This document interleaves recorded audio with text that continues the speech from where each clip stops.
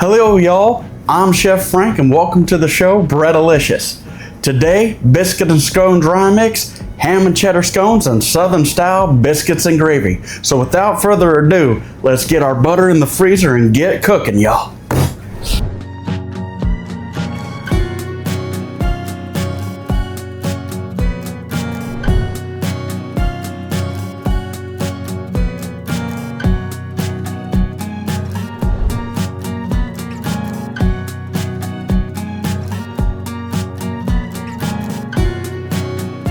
So to make the biscuit scone dry mix, okay, there's a few things you're gonna need. You're gonna want a fairly large bowl, that way you have room to move, all right?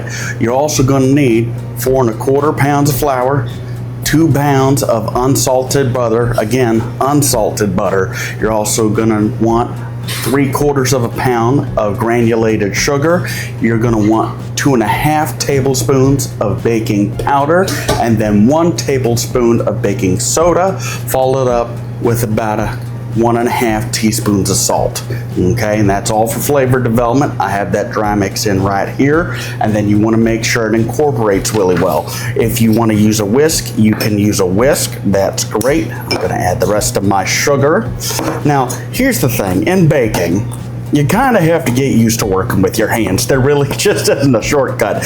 But if you're worried or you get funny about dough being on your hands, you can wear some gloves and that's fine. I like to actually feel it with my callous fingers. And there's a reason for this, and that's primarily because you're making sure, and as you can see, I'm kind of rubbing it.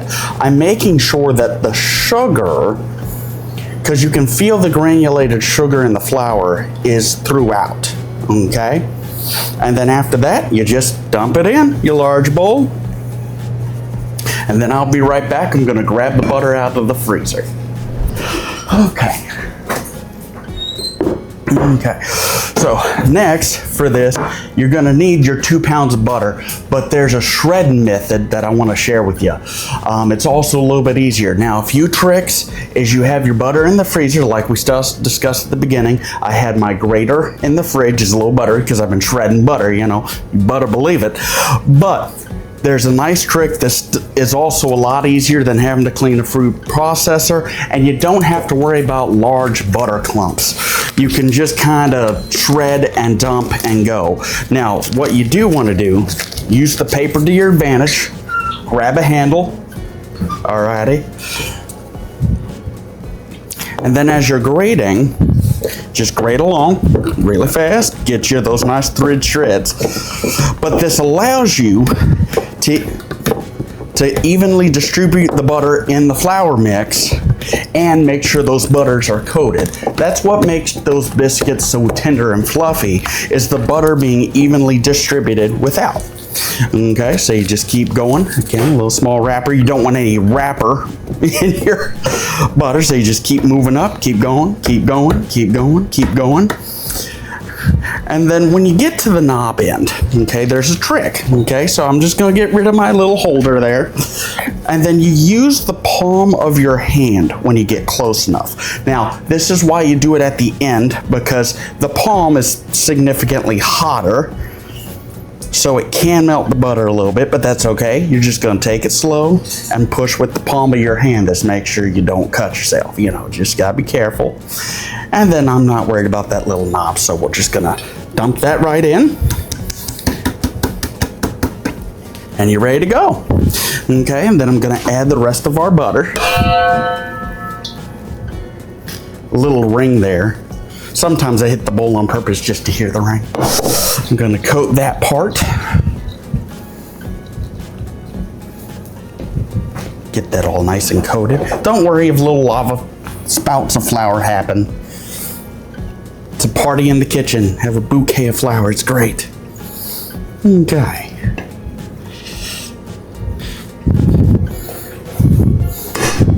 All right. But as we shred the butter, I mean, it goes directly great into the freezer. Now, as I'm doing this, the advantage also to grating the butter is you can kind of do it the night beforehand. And the same with this scone biscuit dry mix. You can actually make it couple days beforehand. If you're planning for a brunch or something and you're already dreading having to wake up at 7 a.m. in the morning, prepare everything, you can make this biscuit and scone dry mix and have it in the fridge for several days. It's fine. 3-4 days easy. And then this way all you got to do is measure, dump, and go. Okay. And as you can see, I'm kind of making sure that it's incorporated, doing a rubbing test, making sure that's all there. If you get 1 or 2 little butter lumps, that's okay. Just rub them in between the flour. So like for instance, I've got 1 butter lump here, no worries. I'm just gonna take it, rub it with my thumb and my forefinger. Gonna check, and you can kind of do a lift and then a sift through with your thumbs, kind of in a rotating motion. And it's fun. It's down to earth. You can get the kids involved. Find the clumps of butter. That's always fun. And you can clap your hands to release the flour. My advice, and this is why we get a large bowl, kind of do it inside. Okay, just like that. And then you're done, and we'll just put this in the fridge till we're ready to go. Okay, so now that the remainder of our scone biscuit dry mix is in the fridge and ready to go for whenever, we're going to move on to biscuits. Now I've measured the 1 3/4 pounds of our scone dry mix. I've already formed a well. Okay. I have 1.5 cups of buttermilk cold. This is fresh from the fridge, going in. Okay, that's very important that everything stays cold. You don't want the butter to get to room temp in this recipe, because then it doesn't bake well. You don't get that light fluffiness. Now again, working with the hands, I'm going to claw in on the sides of the bowl and just fluff. Okay, I'm just going to fluff. If your fingers feel a little wet, that's perfectly natural. You just keep moving them. You just keep moving them, and then they'll dry up. You just do kind of a claw rake thing, because sometimes the buttermilk sticks on the side. Sometimes batter just decides to jump out the bowl. You got sticky hands, use them to your advantage, go back in. And see, you still got a stubborn guy, but that's okay. And then boom, you're ready to go. And then you just do like claws, get some dryness out. Okay, and then an easy thing to do after that is I have a little bit of all-purpose flour that we use for the scone mix on the side. Just going to do a light dusting of the table. Okay, kind of go and give the table a little rub. No big deal. Then I'm going to use the bowl to my advantage and flip. And yeah, you get dry biscuit powder stuff to the side. Perfectly natural. Happens to us professionals all the time. So you just do a little bit of folding. And you can see the butter in there, and that's all nice and good. Okay, cool beans. Now, for those of you who don't use a biscuit cutter, but I will remind you, we are using country style biscuits, so they're not biscuits, they're biscuits. You typically want 1 inch in height, but what you can do, okay, is flour your rolling pin, and if you get a little too sticky, you just rub it with flour going everywhere. That's okay. Remember, it's your kitchen. You can do whatever you want to do. It's a fun time. And the kids love this, so why not? It's a little messy, but it's all good baking fun. So I'm going to take a little bit of flour. I'm going to get my rolling pin. And notice how I'm going to do that over, because you want this slightly floured anyway. Now, most of you will have 9-inch caking pans at home. Use them to your advantage that way, because sometimes, professionals, they have these bars that are 1 inch high. Don't got to do all that. All you got to do is get your pans that you already have, use your handles as the guide, and then roll. That's all you got to do. Just remember to shift it with you. If it gets a little up in, you grab your bench scraper, lather it up, and then you go again. And then after that's been measured, you can just tap it, get it in the corner in place, and then you cut. Okay. And again, this is fairly good seasoned pan. It's a lot of butter, a lot of flavor. You can use butter and flour, but in all honesty, most cake pans are seasoned now, so you don't really have to worry about the biscuits steaming. Alrighty. And then what I do, let me grab a knife, is because how biscuits work, you can do a semicircular cut and be just fine. They really do puff up. You're not gonna notice every simple imperfection. Remember, you're just trying to get good tasting biscuits. So I just do a nice little circular motion, no big deal. Okay, and you can fit 7 in a pan. Okay, again, nice little circular motion. Doesn't have to be super fancy. It's country style. And if you're like me, you're opening it in half and smothering it in gravy anyway. So it's gonna be pretty good. And then this way you can just cut. But if you want, there is a nice trick. You can take one of your canned vegetables that you used, rinse it out, remove the paper, wash it out, and that can also be kind of a biscuit cutter. I don't always like that because whenever you cut a can, you're getting that small little metal lip, and that can sometimes catch the biscuits. That's why I don't always recommend it this way. And again, when you're doing things by hand, it connects you with the ingredients a little bit more, and it's something the kids can do with you without, you can do the cutting part and then hand them this. That way, as long as they have somewhat flour on their hands a little bit, they can do a nice little roll and have a shape. And boom, it's done. It's fun. So that's the idea. Again, nothing too fancy here, just nice homemade biscuits. Okay. And you should have a little bit left over, and that's okay. If you want to do them separate on a separate pan, you're welcome to do that. Goodness, you can see the butter in there, isn't that something? And if you get a little small tear, you just take a little bit of dough, okay? And then you have the kids shape it, and then you're done, okay? Now, what is important is your egg wash, okay? So I have this, okay? I have my egg wash, got a little bit more buttermilk, and you can add a little bit more buttermilk, you can add a little less buttermilk. It's all about finalizing tastes, okay? Then I'm gonna whisk it. I'm using a spoon end just because it makes less noise.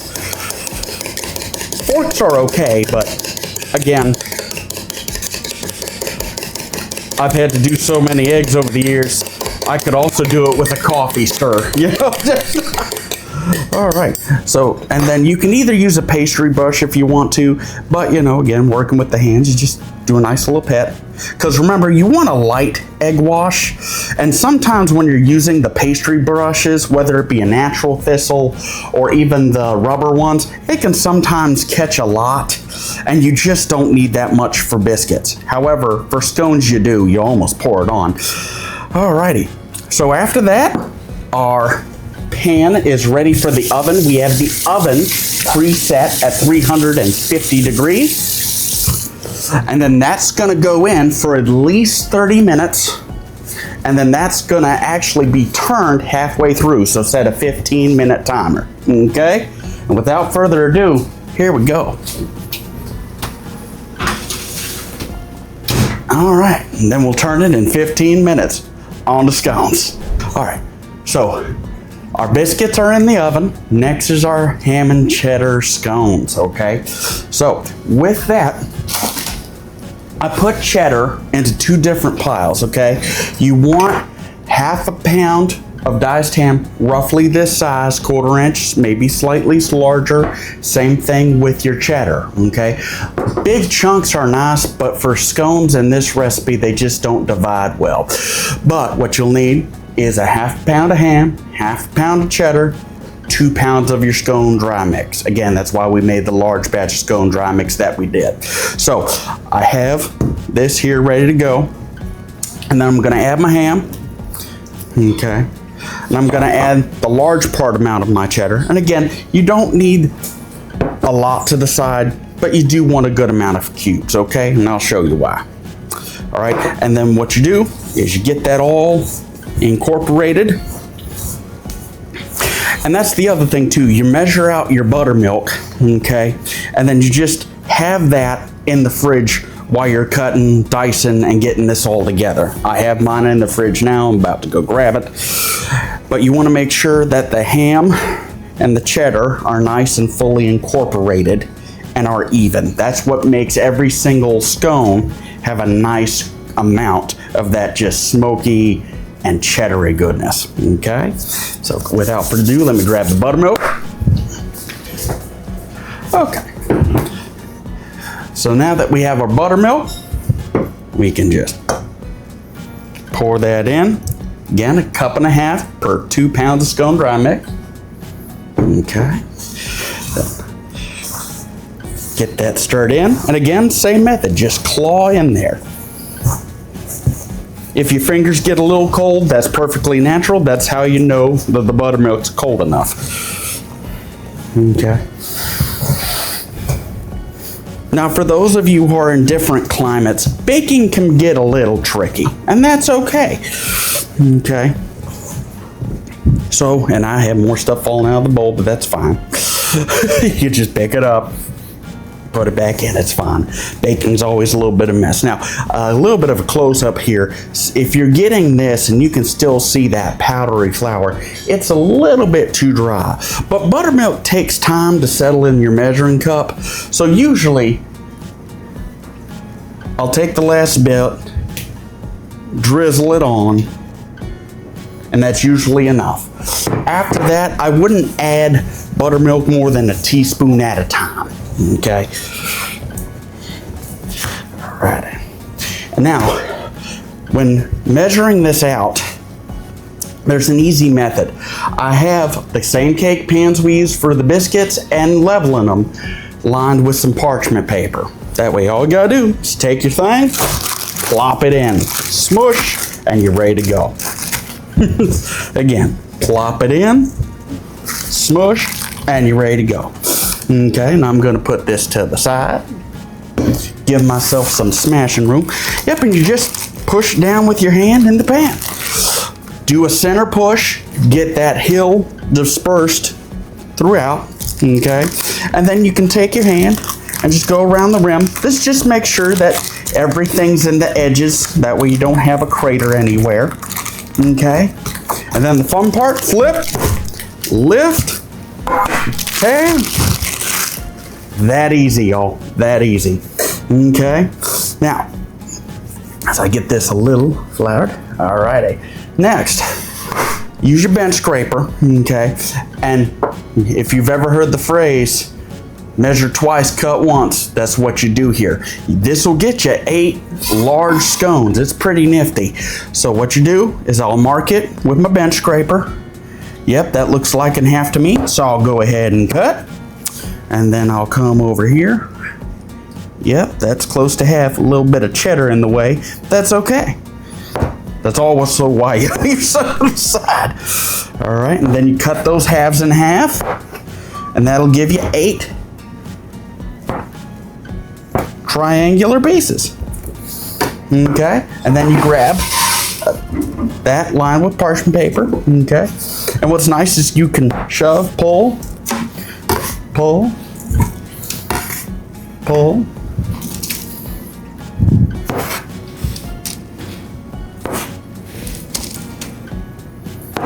Look at all of that. Anyway. Okay, now, nothing beats a ham and cheddar scone when you've got a nice gooey lava of cheddar in the middle. So we have these. You can totally control that by just putting a few on top. Some of them have on top like this one, but not the other ones. So you just save a few to the side. This one especially, this guy looks lonely, so we're just gonna cheddar him up with my cheesy jokes and all, you know. So, why not? Alrighty. And then, ta-da. Alrighty. Then I'm gonna put that to the side. Now, unlike the biscuits, the scones you pretty much want a heavy amount of egg wash. Now, for our recipe, if you're doing biscuits and the scones, you're gonna want a 1/4 cup of buttermilk and 1 egg, okay? So that's our egg wash, and that offers a nice tang, and I'm just gonna lather it on there. If cheese falls off, put it back. Once it melts, it'll stay on there. All right, and then you just nice thick lather. And again, fell off, no big deal, just push it back in. And it may look a little crumbly, but when it puffs up, oh man, it's something else. A little dry spot, that's okay, because you don't want to overwork the dough either. Okay, look at that, all nice and glossy. And to this, if you want to add a little bit of kosher salt as a garnish, you can. But the advantage of this scone recipe is you pretty much have the amount of mix and buttermilk accumulated. So if you want to do a fresh herb scone, do so. If you want to add some praline to it, like a pecan praline, or maybe you want to change it up, maybe you want to just have a multi-different cheese, you know, you're welcome to do that. You can totally make this recipe your own. So this also goes in the oven at 350 degrees for 12 minutes, 12 to 15 depending on your oven, and then you check it. Okay, so let's get this in the oven.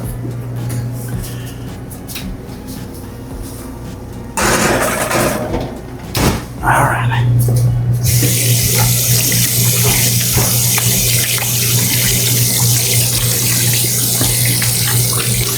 Gonna rinse my hands a little bit. You'll find you'll wash your hands a lot when you're doing baking. But after that, we're gonna move on to our sausage gravy. Let's get rocking. So now that we put our scones in, I'm gonna look at the biscuits. They're starting to puff up. I'm gonna rotate them and put them back in. And that's what you're looking for. They're starting to rise and bubble.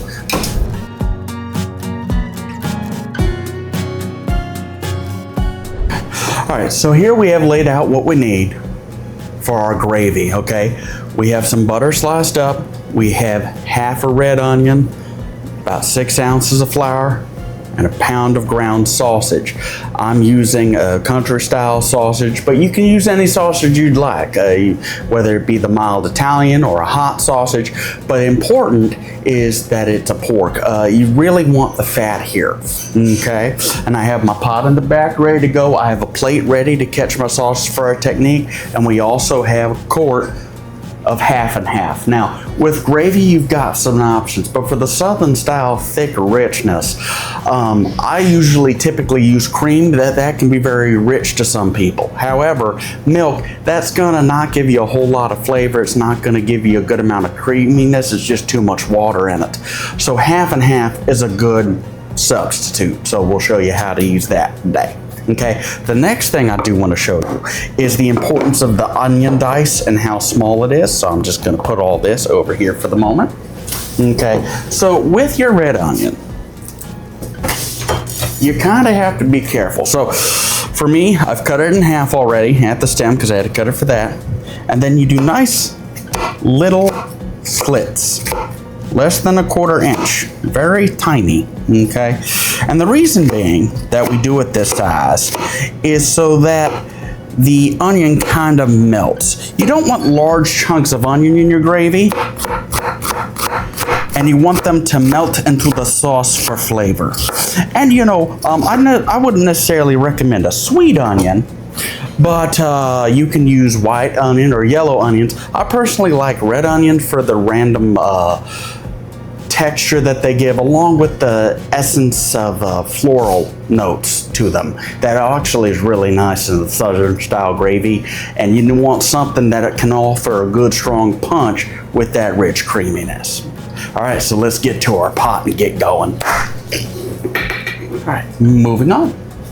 Okay, so I have my pot heating up. You want to kind of start it a little warm if you can, and the reason for that is so that you get that sizzle that you hear, okay? And then you just stir vigorously to get the sausage all ground up.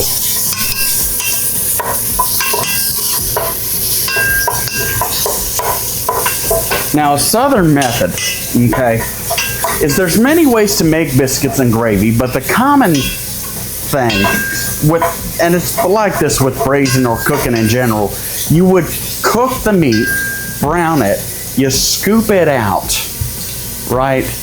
And then you use the fat from the animal-based protein to flavor your roux and make the gravy. And that's a very important part. Some of these one skillet wonders are nice, where they just dump the sausage in and then the flour, but that kind of makes the pork lose its juiciness. So a way to do that, and that's kind of why we take it out.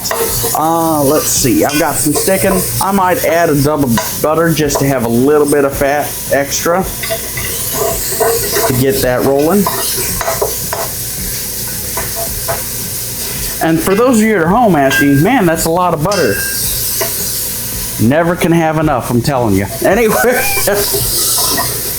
but part of it too is butter. There's some substitutes out there, but because it has a balance of fat, milk solids, and a little bit of water, for baking, there's not a whole lot of substitutes. There's some out there, some use lard, but in general, butter just has an overall rich quantity that just is unmatched. It really is. And I'm baking it up. And if you're looking in the pan, it's starting to cook through, but it hasn't fully browned yet, okay? And we want that browning. So I'm making sure that's happening. I'm getting those brown bits at the bottom of the bowl. That's a lot of flavor there. Ooh. Okay, now that's, all right, I started on high. Now I'm gonna go to medium high. Okay, now that we've started, and we just kind of let that go.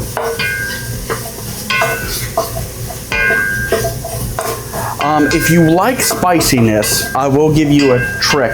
Some people will throw in red pepper flakes. Nothing wrong with that, but you do not do it in the beginning. Red pepper flakes, although delicious, they add a lot of flavor, they also burn easily. So you don't ever throw them in right away. You would throw the red pepper flakes in right when you reincorporate the sausage. Okay. Oh yeah, that's starting to good. And then I'm gonna just turn it, keep it up medium high, let that go. I'm gonna do a quick check on our biscuits while we're here. Okay, we're starting to see a little bit of browning. You want a nice golden brown top, okay?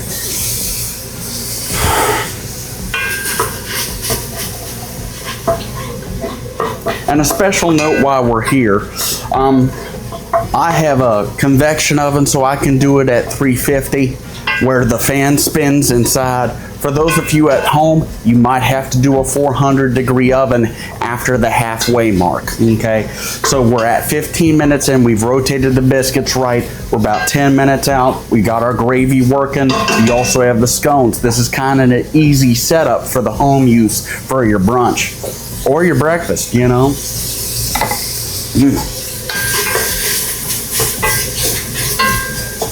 That is good looking sausage. Okay, gonna get this plate out of here. Excuse me. And then since I have to use my bench scraper half the time anyway, I just dry it all. Have my towel ready. It also can be used as a butter holder. I use a bench scraper all the time. You think, oh, I don't know if I want to invest in that. Yes, you do. These things are the best thing ever. They make cleaning up so much easier, y'all. Let me tell you. Alrighty. Very good. I'm gonna go back to high. And it just depends on what you're having to balance. If you're having to go through and greet guests, you might want to do a medium-high heat, medium-high heat on your sausage so that you can move around in your kitchen. You know, if you've got other things going on. For me, I know I'm not leaving the spot, so I'm comfortable with leaving it a little high because I'm right here and I can adjust and deal with it. Again, scraping those rims. Perfect. All right. Okay, and we don't want this to overcook, so I'm just gonna slowly scoop it out. I'm gonna turn the heat off for the moment just because I find that safer. Grab my towel, grab your spoon, and then pour just so you can see.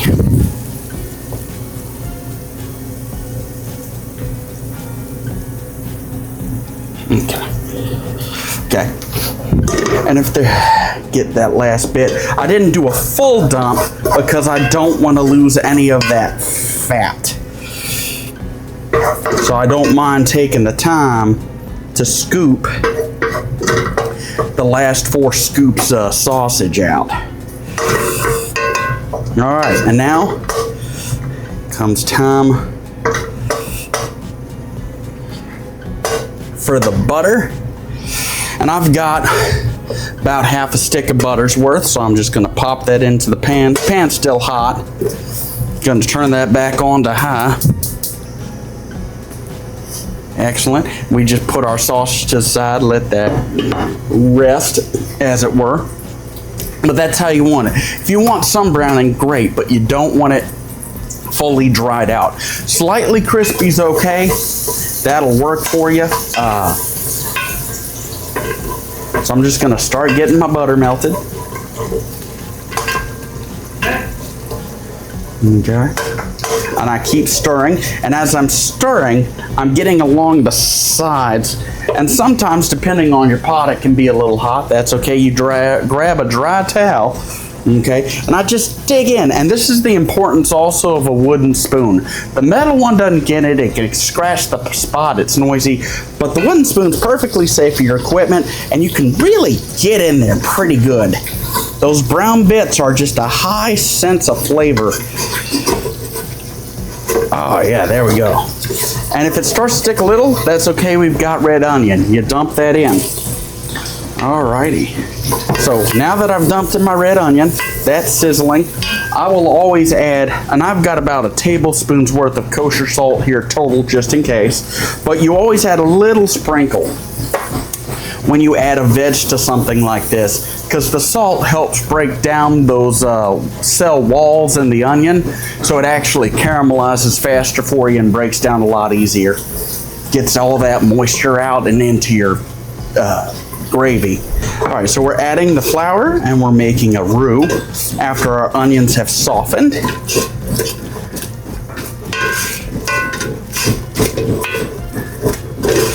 And you want to keep stirring. You don't want the flour to burn, but you want it to cook somewhat. So you just get in there.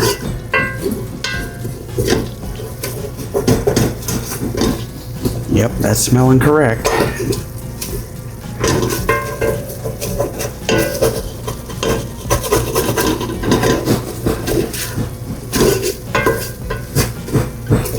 All right, and then I add my 1 quart of half and half. I stir. Get that on high because we want that to simmer.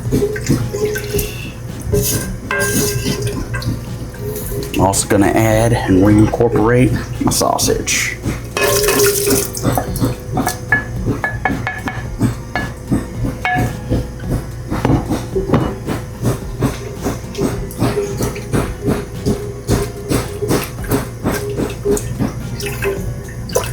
And then you just wait for it to come up to a boil, and then you bring the heat down. All right, so I've added a little bit more salt. Let me taste it real quick to make sure. We're gonna add a little bit more salt. Probably the whole tablespoon, and that's fine.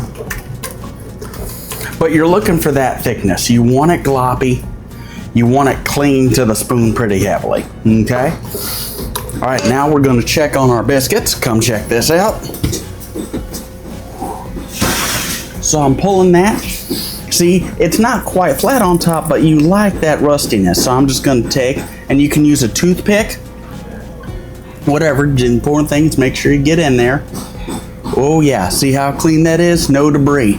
Some people use a metal butter knife, and you can use that if you want to. The only problem is there's a stage in biscuits where they're almost done, but not quite done. So I'm gonna leave those there just to cool for a moment. But the reason we use toothpicks, or if you have wooden coffee stirrers, something, or skewers, is so that you can actually test the doneness on the inside. And I go all the way in. If like this is the biscuit, okay, I'm pretty much going all the way through to make sure that center is done. Okay. All right, I'm gonna move our scones up. I like how that looks. I want a little bit more golden brown, so I'm just gonna pop that in. All right.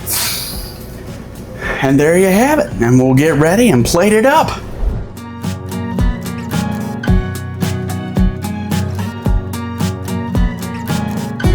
So now we're gonna plate. I've got two different kinds, mainly because have different functions, but I pulled out our ham and cheddar scones a little bit.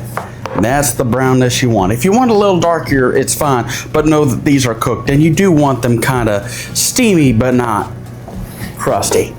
And that's just, that by itself is delicious. Look at all that gooey cheesiness, the volcanoes of cheese we added.